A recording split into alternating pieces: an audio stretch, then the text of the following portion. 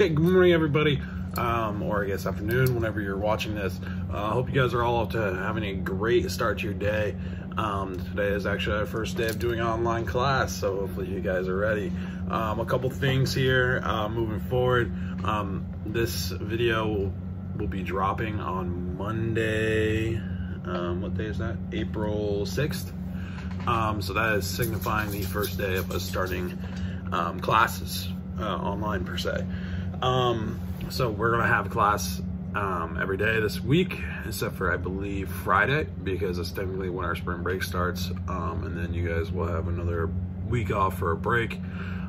So again, make sure you're paying attention to things. It should be a pretty easygoing time for you guys, but also make sure that you're staying up to date on everything you're doing. Again, whatever's posted that day is supposed to be done by 5 p.m. that day. Nothing too crazy. Get on your Chromebook, get on your personal computer, do whatever you got to do, get your work done, get it turned in, and have a great rest of your day. Just say it's that simple. So a couple things here. Getting started, we are on Unit 6, kind of picking up where we left off last time with Unit 5. I guess, you know, we had our health science project and everything that happened with that, but we're kind of picking up where we left off before that. So this whole unit will be focusing on congressional work and their powers. So we're talking about Congress. Again, you know, we talked about this numerous times. We're going to continue to get deeper and deeper into the powers of the three branches of government. The first being the legislative branch, second being the executive branch, and then the third being the judicial branch. So again, we're still on the legislative branch. In the next 2 units, we'll be switching over to the executive branch, and then eventually onto the judicial branch. But it shouldn't be anything too crazy, too hard. We're doing section 6.1, section 7.1, 7.2, and finally 7.3. So 4 sections, 4 days worth of work, and then you guys will actually be off to enjoy spring break, technically. So there won't be a test for this first unit, just mainly because of the timing of it.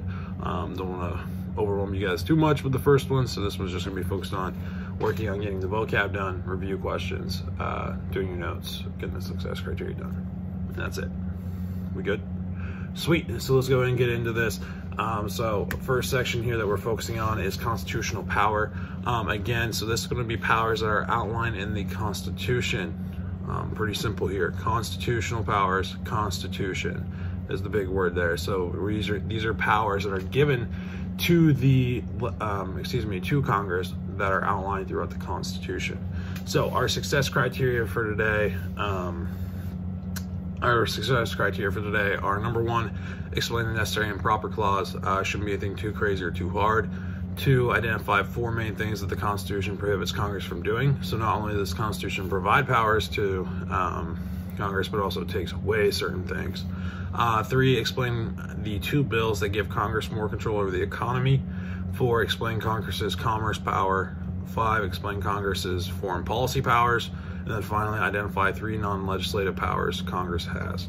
Again, a lot about Congress, a lot of different powers. You're going to notice that, you know, they're kind of bunched up together. You'll notice on the slides, you know, again, the important stuff will be in orange. So make sure you're paying attention to that, because that will be what your success criteria focuses on.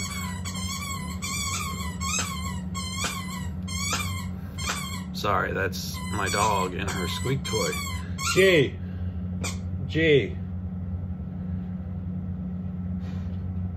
I know you want to play. You gotta put it away.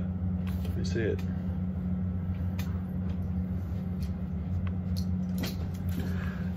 Still a human being, as you can see, still working on getting her to do things when she's supposed to. So quick intro here. The framers of the Constitution intended for Congress to play a central role in in governing the nation. That role was developed and changed over time.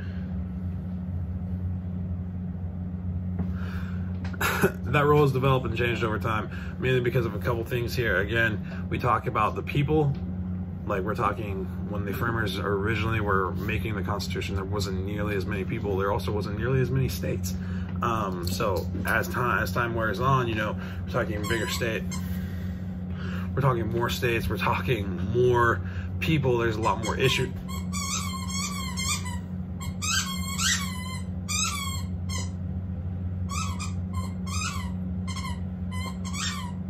Hey!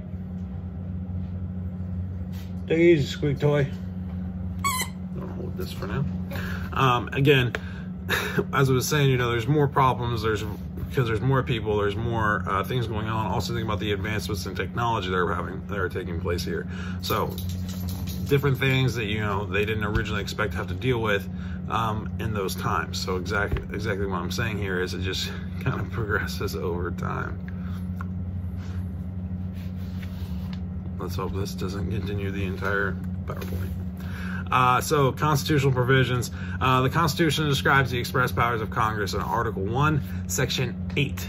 Okay, Section 8. This includes the necessary and proper clause, aka the elastic clause. We have talked about the elastic clause before, and the best way we described it was when you think of elastic, you think of like a hairband, or you think of like a rubber band, right? And when you take a rubber band, it can start here, but you can take it and stretch it out.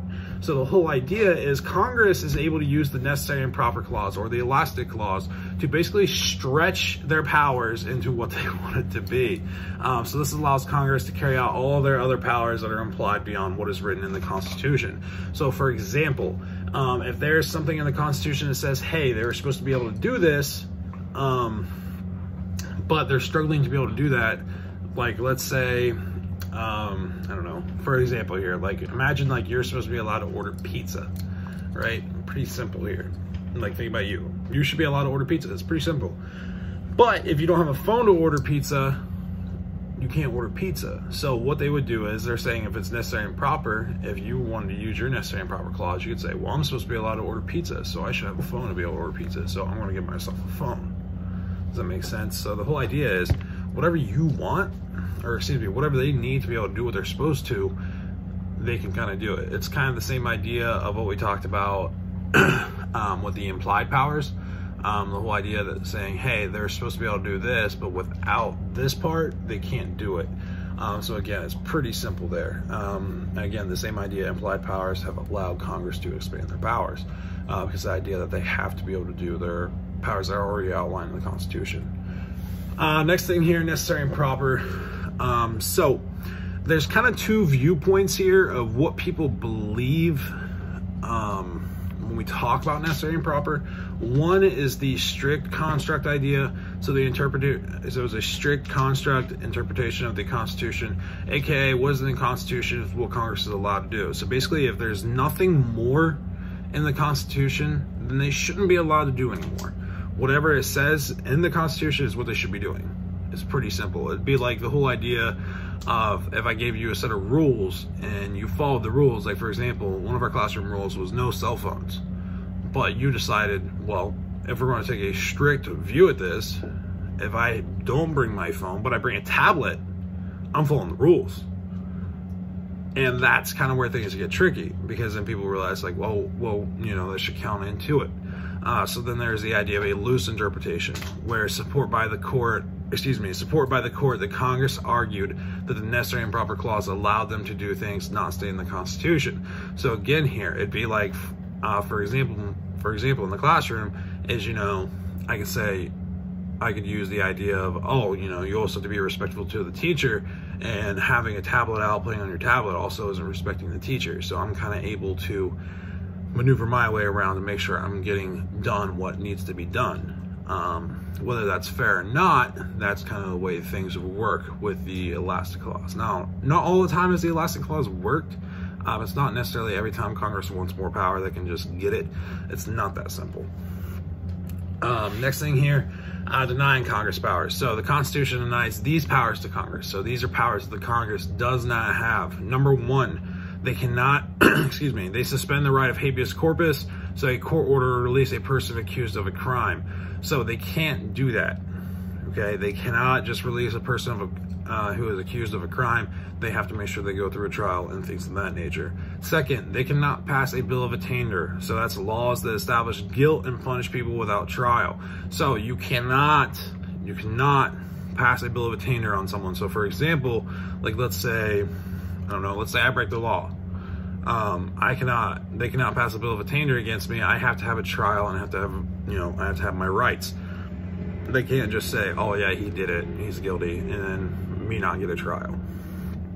And they also cannot pass ex post facto laws, laws that make crimes of acts that were legal when they were committed. So the big thing here is ex post facto law. Think about post is like after the fact, and you know, facto, post facto, after the fact. Laws that make crimes of acts that were illegal, that were legal when they were committed. So for example, if you're doing something, and it's considered legal at that time, they can't pass a law to make it illegal and then arrest you for it at that point in time, like using like your previous, whatever you were doing before. So for example, like let's say you're, let's say you speed.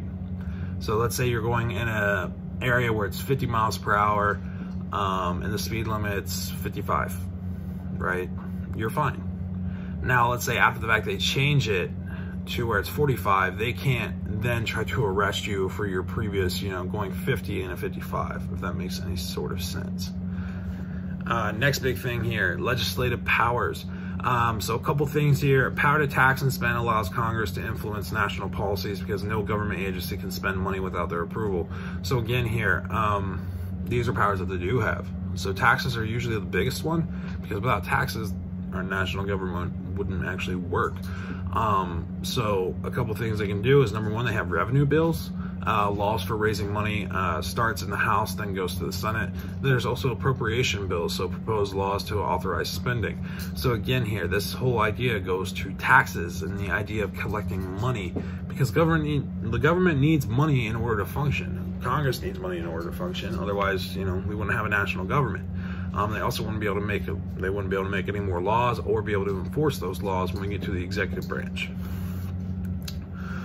The commerce power, so this is actually a pretty big one. So we talked about commerce before, and when we talk about commerce, we're talking about like the buying and selling of goods. So I always like to say e-commerce because it's, you know, electronic commerce, the whole idea there. So this power is given to Congress, it's given to Congress, authorizing Congress to regulate foreign commerce and interstate commerce. So that would be trade among the states. So for example, we're actually our Congress is actually able to regulate foreign commerce. So what are we bringing in? What are we sending out? Things of that nature. And they're also able to control things between state to state sales. So for example, you know, let's say you're in Ohio, but you're ordering something from Florida. They're kind of in charge of making sure everything gets done properly there. Supreme Court has given Congress more power, saying that commerce goes beyond just selling and buying of goods. So then this gets into the idea of this gets into the idea, kind of blanked out there for a second. Oh, and then it goes into the idea of like shipment and things of that nature. So beyond the idea of buying and selling goods, then it comes into the idea of shipping, you know, the idea of manufacturing. Like, so like, what are they doing inside their plants? What are they doing, like, you know, their factories, things of that nature? Or do they doing things correctly and properly? So this also includes foreign commerce. So you can kind of see in the picture here, this was a big deal, basically because they're talking about the exclusive rights to operate steamships in New York, when reality waters are actually technically, and a lot of times, considered to be part of the national government, not the states, because they pass through multiple states. Next big thing here, foreign policy powers. So it includes the power to declare, approve treaties, declare war, create and maintain an army and navy, to make rules governing land and naval forces, also in charge of naturalization process by which immigrants become citizens. So again here, we talked about the idea of treaties with the president. Yes, the president could say, hey, I want to go into a treaty with this person. But the people who actually approve it are Congress. For example, here you probably seen a lot of things going on right now with the whole idea of the stimulus bill, and the stimulus to try to get the economy back up with the whole coronavirus going around. And what they, you know, Trump, the administration there, proposed this bill saying, hey, we want to, you know, it's $2.5 trillion. We want to give money to everybody. We want to do this. We want to do that. And what Congress does is they actually went through and looked through that and said, okay, what do we actually want from this, what do we not want from this, and they created a bill, you know, in works with the executive branch to make sure it's going to be good for the citizens. So yeah, pretty interesting stuff there. And then finally, non-legislative powers here. The House has the power to impeach the president. Again, we've seen that happen so far with this president. Again, he was brought for impeachment, but he was not convicted of the crimes. Again, the House brings the idea of impeachment, but then the Senate actually has the power to, you know, to indict him of the charges, things of that nature. Senate also has the power to approve presidential appointments to federal offices. So, for example, here, you know, whether it's the idea of who's going to be the next Supreme Court justice, or who's going to be, you know, serving as whatever liaison or a ambassador under the executive branch as well. Senate also has the power to ratify treaties between the United States and other countries. Again, the whole idea that the president may want to go to a treaty with someone, also has to be approved by the Senate in order for it to happen. That's why a lot of times instead they go into the idea of an executive agreement where the other, you know, president or the other leader of a country, they come into an agreement and they just make an executive agreement. That way there's no red tape, and it doesn't take quite as long to get done.